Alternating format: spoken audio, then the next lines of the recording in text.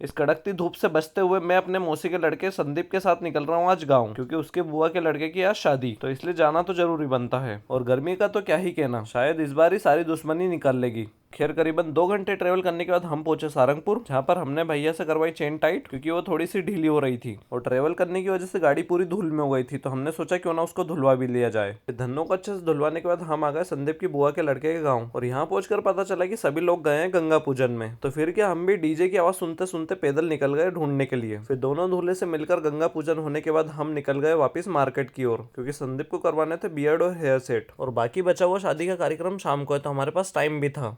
फिर खुजनेर पहुंचकर हम आए भैया की शॉप पर, जिसको देखकर तो लग रहा था कि ये इंदौर की कोई सी शॉप है। फिर जल्दी से भैया ने करे संदीप के हेयर और बियर्ड सेट, और हमको थोड़ी सी भूख लग रही थी, तो फिर हम आ गए नाश्ता करने के लिए। फिर हमने खाए यहाँ के फेमस पालक बड़े, जो कि बहुत ही अच्छे थे। और नाश्ता करने के बाद हम आ गए हम दोनों के मामा के गाँव, क्योंकि वो रास्ते में आता है और इतनी दूर से आए तो उनसे मिलकर जाना तो जरूरी है। और फिर सभी से मिलने के बाद हम तीनों हुआ तैयार, और मैं अपने मामा के लड़के यानी सागर भैया के साथ आ गया वापस शादी में। फिर दूल्हे को कपड़े और शगुन के पैसे देने के बाद हम तो बैठ गए पंगत में खाना खाने के लिए। और रायता तो इतना अच्छा था कि सागर भैया ने तो 2-3 दूने पिया।